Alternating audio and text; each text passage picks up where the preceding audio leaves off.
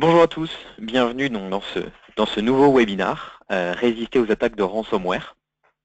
Donc on va voir un petit peu ensemble au travers de cette présentation comment résister au ransomware. Donc c'est une petite sorte de petit guide pratique autour de ces crypto-lockers. C'est assez problématique en ce moment en France et surtout principalement en Europe. Donc je me présente, je suis Damien Breneau, consultant ingénieur expert en sécurité donc chez Solutions Exchange.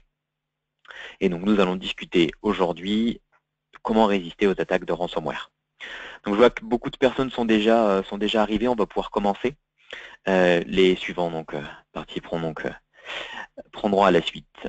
Alors, petite information donc autour de GoToWebinar. Donc on va faire ce webinar et vous pourrez poser donc vos questions pendant le webinar. Si jamais des questions vous venez directement, on y répondra bien sûr à la fin et n'hésitez pas à la fin de poser toutes les questions que vous voulez. J'y répondrai moi donc directement au travers de ce webinar. J'essaierai de répondre au maximum de questions. Souvent, énormément de questions sont posées.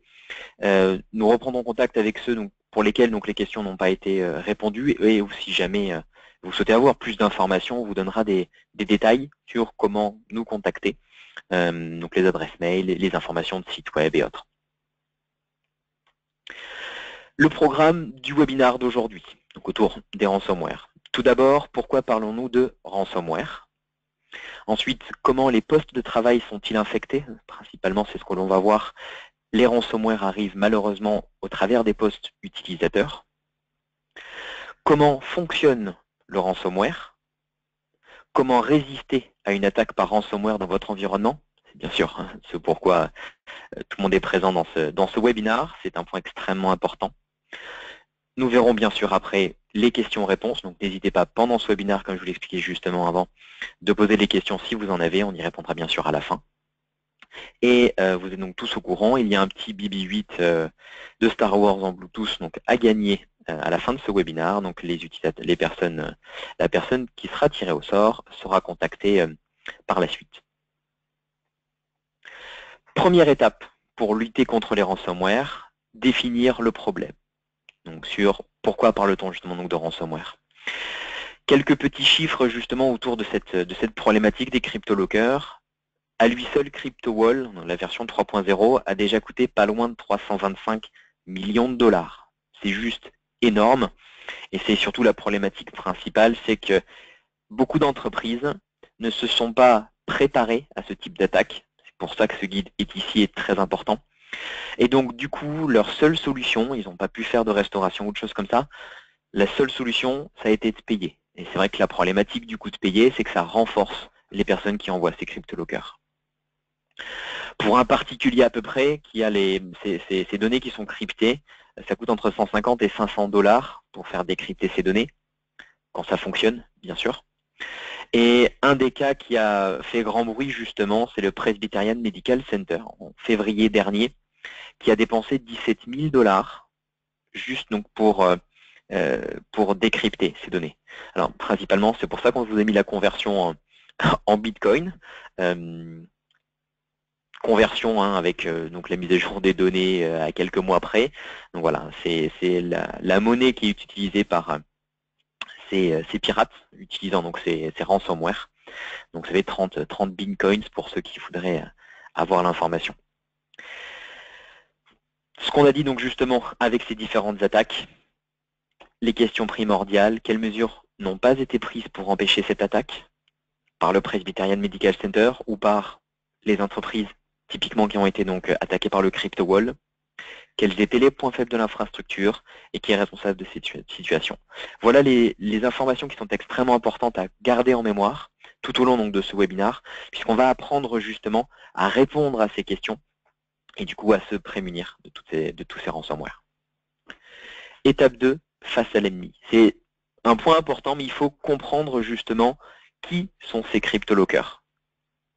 Quels sont-ils? Pour mieux connaître justement celui contre qui on va se défendre. Donc pour les plus connus sur l'Europe, ce sont ces crypto-lockers, Loki, Crisis, Zcrypt, PowerWare, Petya, Misha, Cerber, RA et CryptoWall. Donc, ce qu'on entend le plus, c'est vraiment Loki, CryptoLocker, CryptoWall et Cerber. Sûrement parmi vous ont malheureusement subi des attaques de CryptoLocker. Donc vous avez sûrement dû reconnaître certains de ces ransomware qui vous ont malheureusement attaqué. Étape 3, une des plus importantes, étudier minutieusement ces tactiques. C'est important de connaître comment fonctionnent ces ransomware, comment est-ce qu'ils accèdent et arrivent dans votre environnement pour que vous puissiez justement prendre les contre-mesures nécessaires pour ces ransomware. C'est ça qui est un point extrêmement important. Donc principalement, c'est ce que l'on voit justement sur cette petite présentation. Ils vont arriver justement par un mail. Donc vos utilisateurs vont recevoir un email contenant ce ransomware. Ce ransomware va être contenu et présenté sous plusieurs formes. Ça peut être une pièce jointe. Dans cette pièce jointe, on va avoir des types de fichiers différents, des Word, des PDF, des fichiers Excel, des fichiers zip contenant un exécutable. Et l'utilisateur, quand il va par exemple ouvrir le document Word, activer les macros, ouvrir cette pièce jointe, ce fichier .exe, il va alors à ce moment-là libérer le ransomware qui va s'exécuter sur son poste utilisateur. Et ensuite, on le sait tous malheureusement, va commencer à crypter le poste utilisateur ainsi que le serveur de fichiers. Mais ça peut être aussi, et ça c'est un autre point très important, il peut aussi, cet email contenant le ransomware, vous rediriger vers un lien, vers une page web, qui va vous demander une page web que vous connaissez, un petit peu comme du phishing, qui va vous rediriger vers un élément, va vous demander d'accéder à une page, et ça va du coup télécharger un fichier et l'exécuter sur votre poste. Voilà des petits exemples justement de mails contenant des pièces jointes problématiques. Alors, c'est malheureusement très bien fait, puisqu'on voit par exemple sur le premier mail, c'est un CV, par exemple, en pièce jointe qui va être reçu, généralement envoyé aux responsables métiers, au DRH, aux personnes qui sont susceptibles de s'occuper du recrutement. Ça va être des factures qui vont être envoyées aux responsables financiers, aux comptables, toutes les informations qui vont cibler des personnes particulières et où malheureusement les utilisateurs qui sont censés traiter ces informations, ces données qui sont en pièces jointes, se font avoir par manque justement de connaissances et d'informations sur le sujet. Un petit exemple justement donc d'écran, hein, lorsqu'un poste est verrouillé à cause justement d'un ransomware.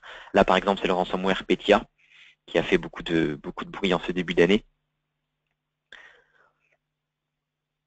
Et un exemple de document contenant une macro et donc du coup un ransomware. Hein, ça c'est vraiment des points très importants, y compris quand on veut faire aussi des messages internes. Pour faire passer justement l'information à ses utilisateurs, c'est important aussi de fournir dans ces informations pas que du texte, leur expliquant comment faire, mais aussi des images leur montrant justement l'ennemi, leur montrant ce ransomware et le type de pièce jointe, le type de document qu'il ne faut pas utiliser, qu'il ne faut pas ouvrir. Donc là, par exemple, des fichiers Word incluant des macros.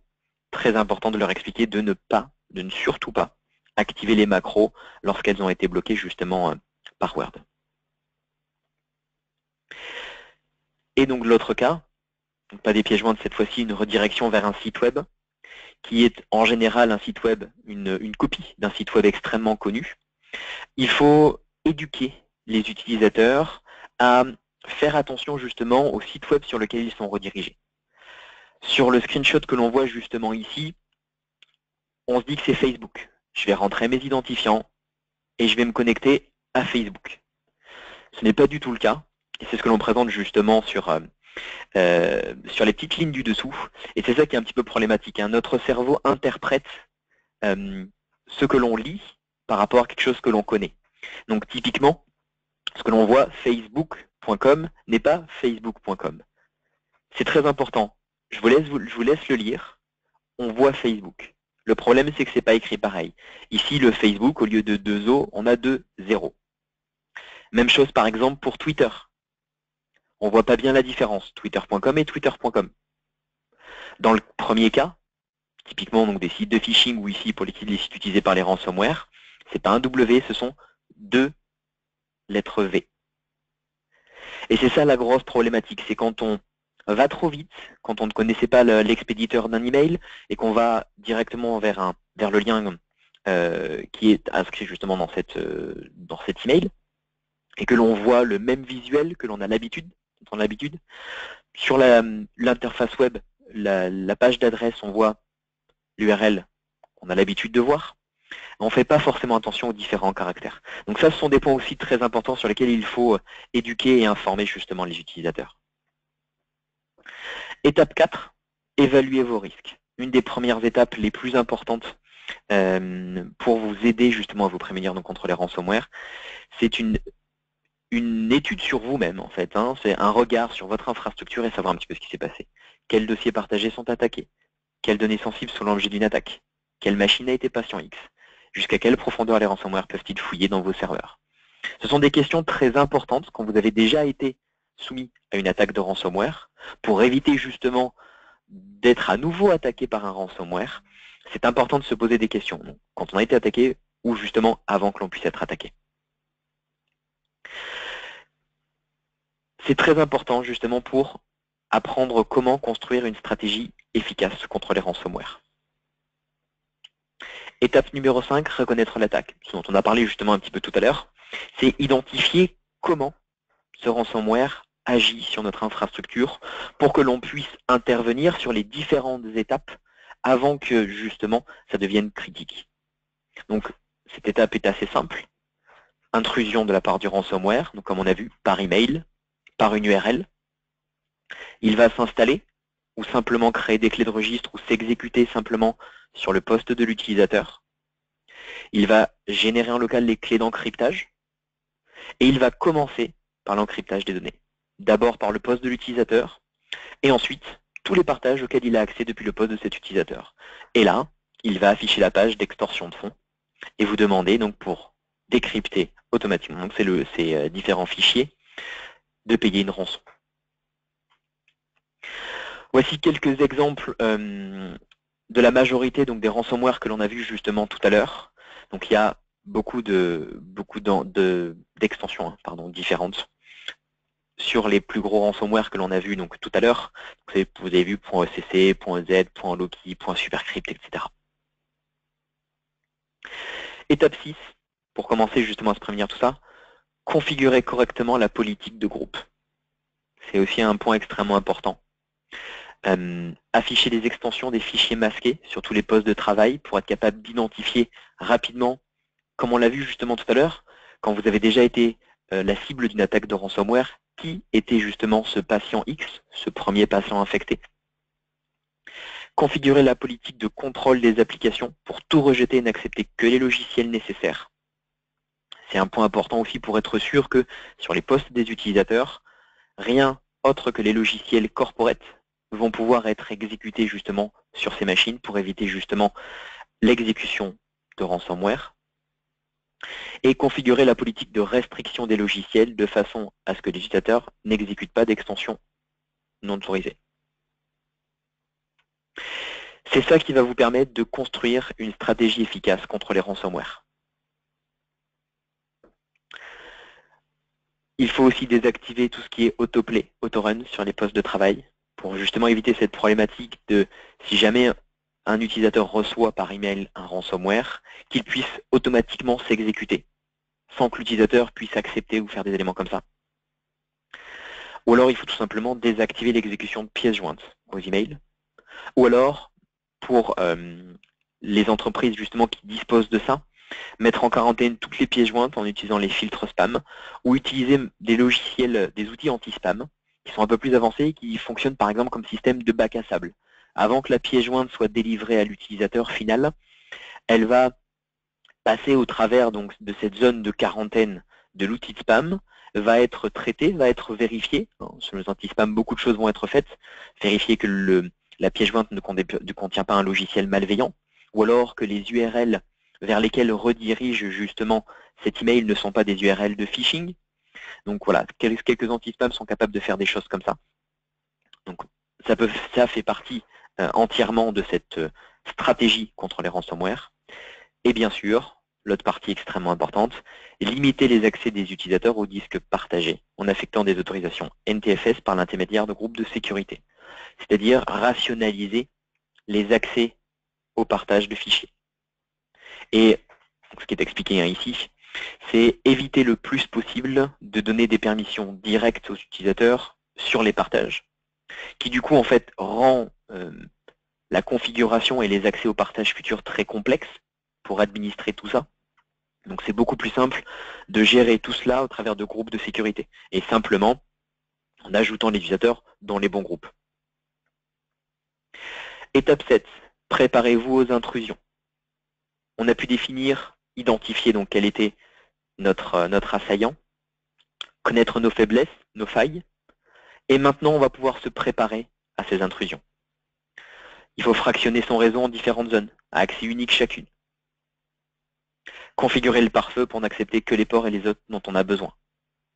Ou créer des réseaux d'invités pour les équipements nouveaux ou inconnus, avec une sorte de zone temporaire, une zone de quarantaine pour les nouveaux équipements ou les équipements inconnus avant qu'ils puissent être présents dans le réseau entreprise. Mettre en place une sauvegarde hors ligne. Alors ça, j'espère que tout le monde le fait ou a la capacité justement de le faire, mais c'est peut-être la chose primordiale et principale à faire, quelle que soit l'attaque potentielle, par ransomware ou même pour une autre attaque, ou même tout simplement un désastre, simplement au sein de vos locaux. Il faut toujours avoir une sauvegarde en ligne de ces données sensibles. Et donc c'est encore plus le cas contre les ransomware, puisque justement la plupart donc, des sociétés qui ont dû payer le ransomware pour décrypter leurs données, ce sont des sociétés qui n'avaient pas de sauvegarde hors ligne de leur production. On l'a dit tout à l'heure, configurer les accès aux dossiers partagés, être capable d'extrêmement bien gérer cette partie-là et rationaliser ces différents accès. Réduire autant que possible les autorisations à lecture seule. Ça aussi, c'est quelque chose de très important.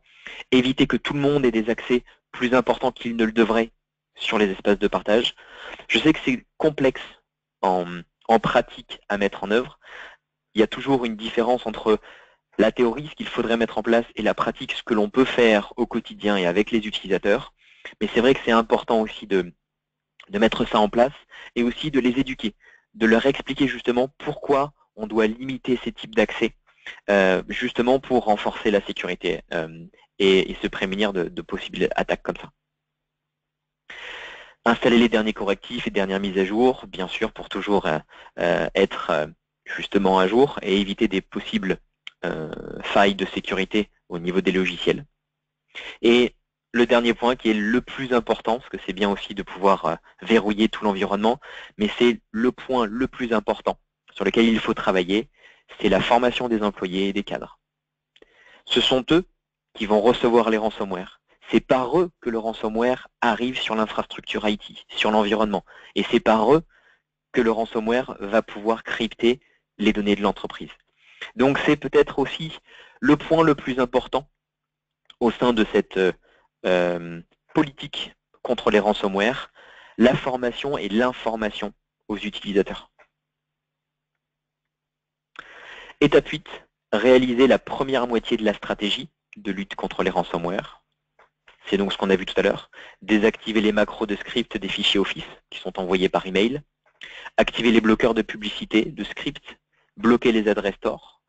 Il faut se méfier des fausses fenêtres crypto de ransomware qui pourraient apparaître. Donc l'utilisateur, de peur d'avoir eu un cryptolocker, se connecte directement pour essayer de télécharger une clé de décryptage et du coup, malheureusement, exécute le cryptolocker en local.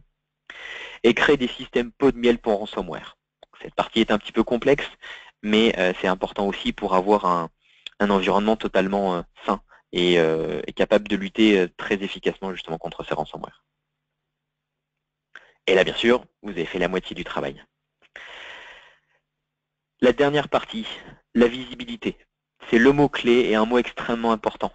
La visibilité est la seconde moitié de la stratégie de lutte contre les ransomware. Quelques petites phrases simples qui peuvent vous rappeler justement des phrases du quotidien. Comment s'assurer que la politique mise en place fonctionne au sein de l'entreprise? Typiquement ce matin, Qui a donné des autorisations et à qui? Est-ce que la directrice des ressources humaines a réellement modifié elle-même son fichier en 1 minute? Est-ce que M. Johnson, qui a été promu directeur des ventes, a-t-il toujours besoin d'accéder au site comptable sur SharePoint ou sur le serveur de fichiers? Est-ce que votre équipe de support dispose d'assez de temps pour agir à des incidents suspects au lieu de simplement gérer les accès à des dossiers? Est-ce que les directeurs, est-ce que les responsables comprennent les rapports que vous leur faites parvenir? Et ensuite, pour les problèmes de mise en conformité ou peut-être d'assurance, pouvez-vous garantir à un auditeur de conformité que des attaques de ransomware ne conduiront pas à la perte de données? Toutes ces questions sont bien sûr liées à la visibilité. La visibilité est ce qui vous permettra justement de répondre et de vous assurer que toutes ces questions peuvent être répondues. Que vous allez pouvoir suivre avec précision tous ces éléments et du coup, pouvoir lutter contre les ransomware. Netrix Auditor est justement un logiciel qui va vous permettre d'accroître cette visibilité, de ce qu'on appelle gouverner vos données, de gérer vos données, et donc du coup de savoir exactement les modifications, les déconfigurations, les accès aux environnements informatiques, analyser la sécurité. Et c'est ça, les mots-clés importants qui vous permettent d'avoir une meilleure visibilité sur votre environnement, et du coup lutter contre les problématiques liées au ransomware et plus globalement à la fuite d'informations. Quelques applications justement pour lesquelles Netrix Auditor est capable de gérer et collecter les informations sur Active Directory, Exchange, Office 365, des serveurs de fichiers Windows, EMC, NetApp, Windows Server, VMware, SQL Server, SharePoint, plus de nouveaux modules qui sont maintenant disponibles sur la toute nouvelle version 8.5, Azure AD pour les environnements cloud et hybrides, un point extrêmement important, SharePoint Online, qui fait partie donc de cet environnement donc important, et Oracle, bien sûr, pour ceux qui ont des bases de données justement Oracle. Avantage de Netrix Auditor justement, détecter des menaces de sécurité sur site et dans le cloud, audit de conformité avec moins d'efforts et de dépenses, et améliorer la productivité de vos équipes de sécurité et d'opération. Ce sont des points importants qui sont ici importants aussi donc dans la lutte contre le ransomware, donc ce que l'on a vu, être capable de détecter la menace, pouvoir confirmer à un auditeur justement qu'un ransomware ne pourra pas courir à une perte d'informations importantes pour la société, et améliorer le travail de nos équipes IT en leur donnant une visibilité plus importante. On va passer maintenant à une petite présentation justement de Netrix Auditor pour vous montrer un petit peu comment ce logiciel va être capable de vous aider à lutter contre les ransomware. Alors je vais vous partager mon autre écran.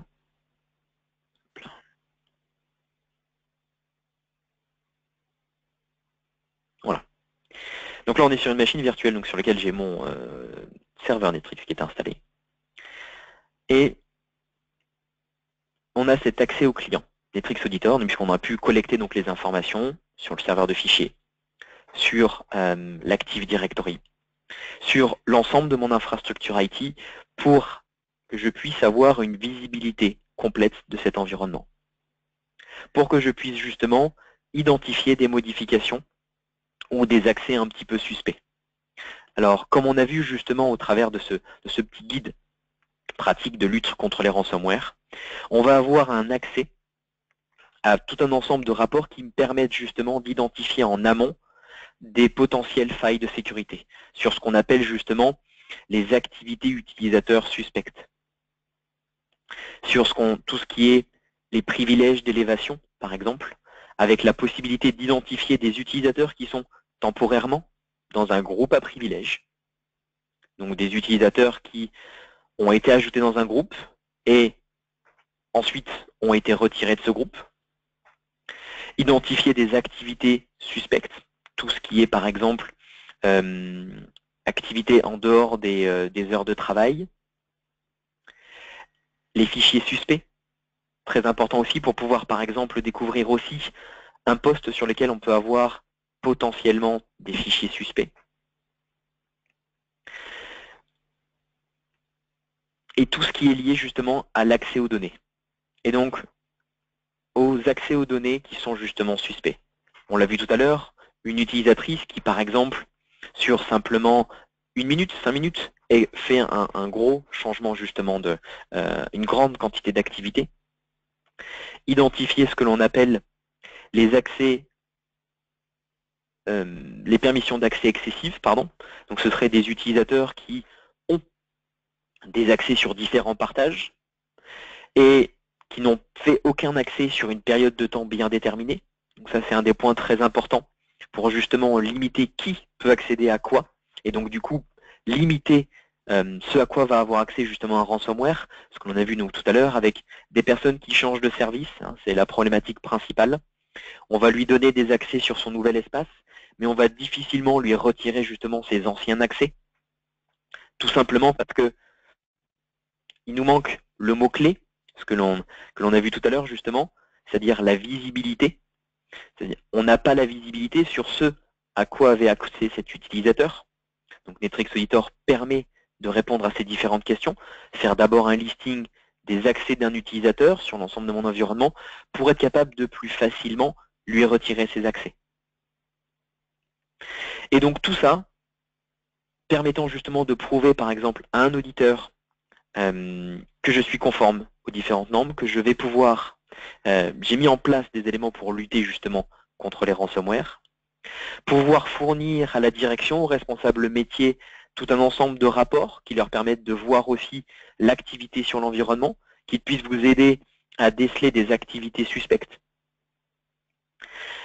et avoir aussi la possibilité d'être réactif contre l'attaque de ransomware si, malgré tout ce que vous avez pu mettre en place, l'éducation des utilisateurs, le blocage d'applications, de macros, d'exécution de logiciels qui ne sont pas dans la liste blanche de l'entreprise, c'est de pouvoir déclencher des alertes en temps réel lorsque, comme on a vu par exemple, les ransomware arrivent, commencent à crypter par exemple sur le serveur de fichiers, des fichiers qui sont justement présents. Être capable de réagir très rapidement, d'être alerté dès que le premier fichier crypté apparaît sur mon serveur de fichiers.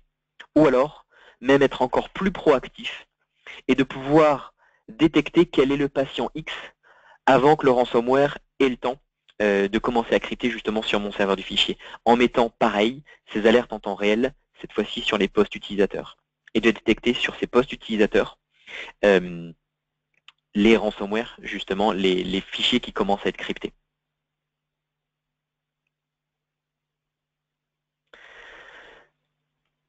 On va repasser sur la présentation.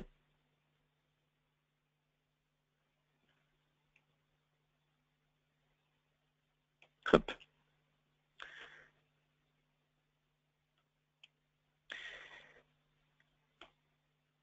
Voilà, c'était une rapide démonstration du produit Netrix Auditor pour vous montrer un petit peu ce qu'on va être capable de vous fournir pour vous faire gagner justement en visibilité. Donc tout un ensemble de rapports pour vous aider à identifier ces activités suspectes, de l'alerting temps réel pour être réactif justement lorsqu'un ransomware a réussi à passer toute la sécurité que vous avez mise en place en amont. Netrix Auditor, donc quelques options de déploiement, hein, c'est très important aussi. Netrix Auditor, vous pouvez le déployer sur votre site sous un format virtuel ou même carrément dans le cloud. Hein, donc d'avoir cette solution qui peut même être complètement différenciée donc ici. On a la possibilité d'y intégrer aussi des RESTful API. Si vous avez aussi d'autres données importantes qui sont stockées sur des applicatifs particuliers qui ne sont pas couverts par les modules actuels présents dans Netrix Auditor, vous avez cette capacité de développer des connecteurs et de l'interfacer justement avec cette solution. Ou alors d'interfacer votre solution Netrix Auditor d'audit de changement avec des produits que vous avez actuellement chez vous. Des logiciels de SIEM par exemple, ou des outils de ticketing et d'alerting qui vous permettent d'avoir un workflow de traitement des informations beaucoup plus précise et qui correspond exactement à ce que vous avez en interne, donc, qui pourrait être très important aussi donc, pour la lutte contre les ransomware. Modèle conceptuel donc, de Netrix Auditor, hein, ce qui vous permet réellement donc, cette visibilité complète, hein, collecter des informations sur l'ensemble de votre infrastructure IT, découvrir vos failles actuelles, vos failles potentielles, les activités suspectes, et ensuite analyser justement toute cette activité, toute cette configuration actuelle, et ensuite prendre les mesures nécessaires pour résoudre ces potentielles failles de sécurité, pour la fuite d'informations ou pour l'attaque de ransomware. Quelques clients, donc Netrix Auditor de par le monde, hein, vraiment tous les domaines des différentes entreprises sont concernés par l'audit du changement. Donc, pour lutter contre les ransomware, hein, toutes les sociétés sont malheureusement la cible potentielle de ces ransomware. Donc toutes les sociétés ont besoin d'un logiciel comme Netrix Auditor qui permet d'avoir une visibilité plus importante sur vos failles de sécurité, donc pour vous aider justement à les résoudre, et sur l'activité au quotidien. Quelques récompenses hein, qui a été gagnée par justement Netrix Auditor. Hein, c'est un logiciel extrêmement primé hein, qui de par sa couverture fonctionnelle et ses capacités et surtout sa simplicité, hein, comme vous avez pu le voir, et justement gagne tous les prix actuellement. Les prochaines étapes pour Netrix Auditor, si vous avez envie d'en voir plus, vous pouvez essayer gratuitement le produit pendant 20 jours sur votre propre environnement, pouvoir utiliser donc le produit, auditer votre environnement, découvrir vos propres failles de sécurité et mettre en œuvre, vous aider justement à mettre en œuvre le petit guide pratique que l'on a vu aujourd'hui. Le test drive de Netrix Auditor qui est disponible directement donc sur Internet, c'est sur un environnement de démonstration, un environnement clos, avec des données de test, mais qui vous permet de travailler un petit peu avec l'outil. Si vous souhaitez avoir un petit peu plus de détails, vous pouvez à ce moment-là nous contacter et on organisera à ce moment-là une démo en direct en 1 à 1 pour qu'on puisse à ce moment-là interagir un petit peu plus et peut-être si vous avez donc des questions plus précises que l'on puisse y répondre et pourquoi pas donc vous montrer comment le produit est capable d'y répondre. Et si vous souhaitez plus d'informations, n'hésitez pas à contacter donc notre service commercial à sales@solution avec un s-exchange.fr. Voilà. Merci pour votre attention. J'espère donc que ce webinaire vous a intéressé sur les ransomware, qui est une grosse problématique actuellement. La personne donc, qui a gagné le robot BB8 va être tirée au sort et donc va être contactée par la suite pour qu'il puisse nous fournir donc, son adresse postale pour qu'on puisse lui livrer justement ce petit robot. Je reviens sur cette partie prochaines étapes. Comme ça, je vous laisse l'adresse de contact. On va pouvoir passer justement donc, aux questions-réponses. Donc, pas mal de questions qui ont été posées. Alors, une première question. Dossier partagé, donc c'est de la gestion des droits Windows et ou lecteur réseau. On a la possibilité donc de gérer ces droits, on le travaille directement depuis le serveur de fichiers. Donc on va identifier au niveau des permissions NTFS et ou les permissions de partage qui peut accéder à quoi. Et donc c'est comme ça qu'on va vous montrer, vous donner de la visibilité sur ce qui est appliqué actuellement. Les permissions NTFS uniques ou un mix entre les permissions NTFS et le partage pour identifier les accès réels, par exemple pour les utilisateurs, à votre espace, qui permet comme ça de pouvoir aussi identifier ces failles potentielles et jusqu'où pourra justement descendre un des points clés qu'on en a vu tout à l'heure, connaître jusqu'à quel niveau un logiciel comme un ransomware va pouvoir descendre et va pouvoir s'introduire. D'autres questions? Au niveau des conformités, avec quel type de norme le produit est conforme? Typiquement ISO 27001. Donc le produit est conforme avec la norme ISO 27001. 27002, c'est la norme principale, surtout donc pour nous, et aussi donc tout un ensemble de différentes normes présentes sur le marché mondial. Mais aussi les normes qui arrivent en France et en Europe avec la GDPR par exemple, loi de programmation militaire ou hôpital numérique pour les hôpitaux et organisations publiques qui sont soumises justement à des normes comme ça liées directement, organisées par l'État. Alors, autre question. Netrix peut-il remonter en temps réel des accès inhabituels au file system, tel que l'utilisateur qui modifie un nombre important de fichiers dans un temps réduit? Oui, on a un rapport justement qui permet d'effectuer ce type d'accès-là. Alors ce sera pas du temps réel, c'est-à-dire à la seconde près, mais en général sur les serveurs de fichiers, on peut faire des collectes toutes les 5 minutes par exemple, ce qui permet d'avoir du quasi temps réel. Pour la problématique au niveau des ransomware, on va plutôt travailler sur, comme on a vu tout à l'heure, les types d'extensions qui vont être modifiés. Parce que grâce à ça, on va pouvoir être beaucoup plus réactif. Et par exemple, au lieu d'être alerté ou d'avoir l'information quand une personne commence à modifier un grand nombre de fichiers, on va être alerté dès que une extension particulière est vue justement sur mon file system.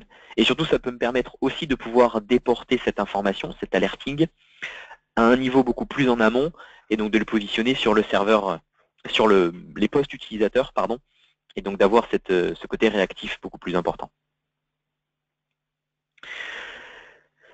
Une question intéressante donc par rapport aux produits concurrents. Quoi de plus, quoi de moins que les produits comme Varonis ou Eightman. Varonis est un logiciel un petit peu différent. On ne le considère pas tout à fait comme un concurrent. C'est plus un produit de gouvernance de données.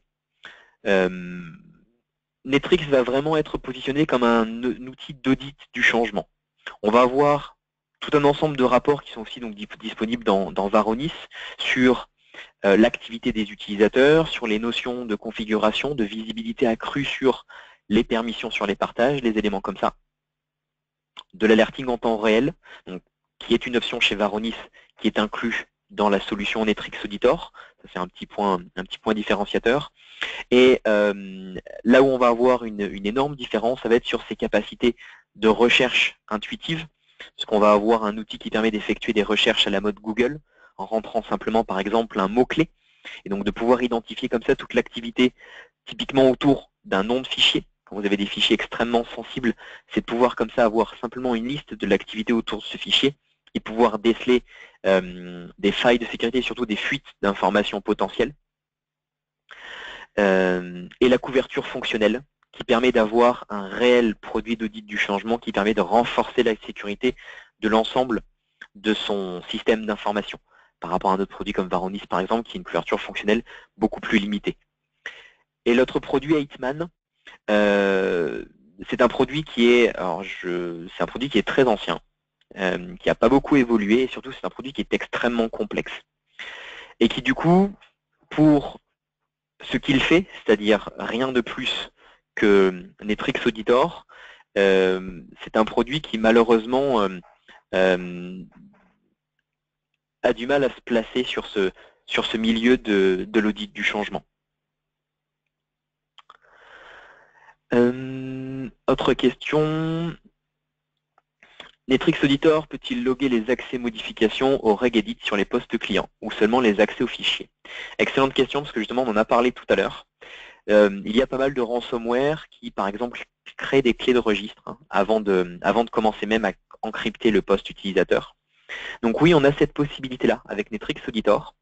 Donc comme je le disais, donc comme on a la possibilité de déporter cet audit, cet alerting, mais aussi cet audit sur les postes utilisateurs et pas que sur les serveurs, on a la possibilité donc d'avoir des informations sur le file system et sur les clés de registre. Donc tout ça pour tout ce qui est lié justement aux problématiques de fuite d'informations, mais aussi pardon, sur ces problématiques de ransomware ou autres, d'autres virus qui créeraient justement des clés de registre particulières. Donc on a la possibilité d'identifier cela sur les postes utilisateurs ou sur les serveurs. Donc oui, on peut identifier ça. Les ransomware attaquent que les dossiers partagés. Sont-ils capables de crypter les dossiers partagés en cachet? Normalement non. En tout cas sur les ransomware actuels sur le marché, ils ne sont capables d'accéder qu'aux partages auxquels ils peuvent accéder. Donc aux copartages qui sont visibles et accessibles depuis le poste de cet utilisateur. Donc non, les dossiers partagés cachés, il n'y accédera pas.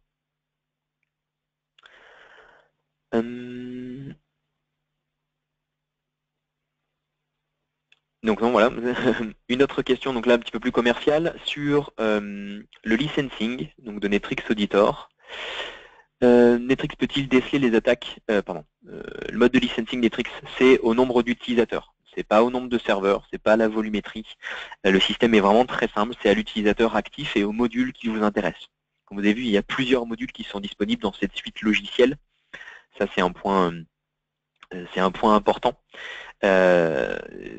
donc d'identifier toute cette voilà, c'est identifier les modules qui vous intéresseraient sur les types de logiciels que vous avez en interne, les types de plateformes importantes pour vous. Et donc il y a un module qui est disponible sur la suite logicielle et vous avez la possibilité d'acquérir un ou plusieurs modules d'un coup. Et ensuite, au fur et à mesure du temps, si vous souhaitez acquérir de nouveaux modules, c'est très facile de les rajouter dans la solution. Ce qui est en fait simplement une clé de licence qui va gérer justement l'activation de ces modules. Donc il n'y a pas besoin de repasser sur un système complexe de désinstallation et de réinstallation du produit.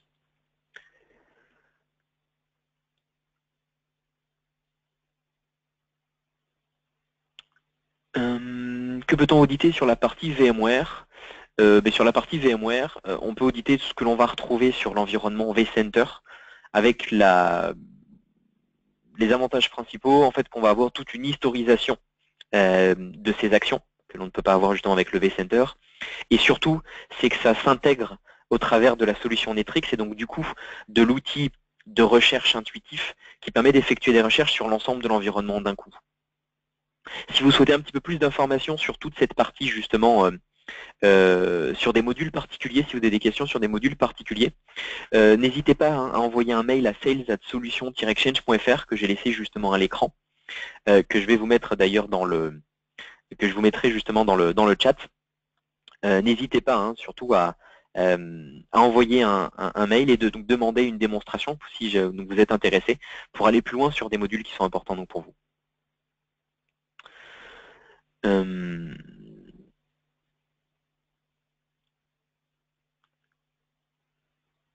Alors, d'autres questions un peu plus techniques. Netrix peut-il s'activer sur des sessions de type Citrix, Remote App, TS, RDP ou simplement sur des ordinateurs machines physiques? Donc ça se place principalement sur les serveurs, sur les postes utilisateurs. Donc sur typiquement des outils comme TS ou RDP, ça va simplement être sur le serveur TS ou sur la machine sur laquelle vous faites justement un RDP. Pour tous les environnements plutôt virtualisés tels que Citrix, de Remote App ou de Virtual App, des choses comme ça, ce qu'on va plutôt être capable de faire, et à ce moment-là, on peut pouvoir déporter ça en utilisant soit un module qui est inclus donc, dans Netrix Auditor, que vous avez la possibilité de prendre dans Netrix Auditor, qui vous permet de centraliser du syslog, sur lequel se base VMware principalement, ou du Citrix ou des applications comme ça, ou alors tout simplement d'utiliser les API et l'intégration d'API qui est disponible avec Netrix Auditor pour, typiquement par exemple pour Citrix ou pour n'importe quel autre produit qui ne serait pas couvert actuellement par un module, de pouvoir justement développer un petit connecteur pour que vous puissiez collecter les informations sur cette plateforme importante pour vous.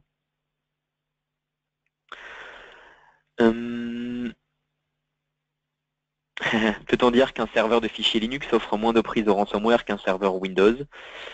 C'est une très bonne question.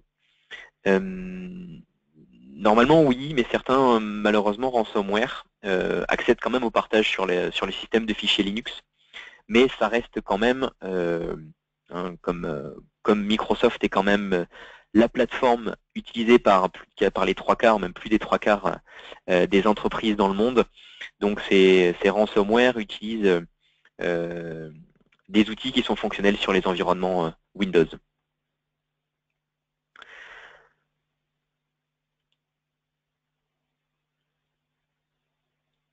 Dernière question, donc là cette fois-ci sur la customisation des accès à Netrix Auditor. Est-ce que la solution gère des droits et privilèges sur la base de rôles pour cloisonner les accès dans l'application ou les modules?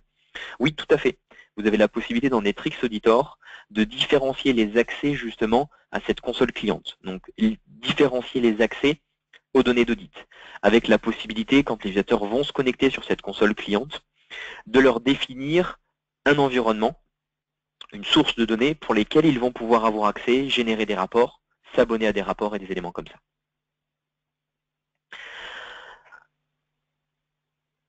Donc voilà, il y a encore beaucoup de questions.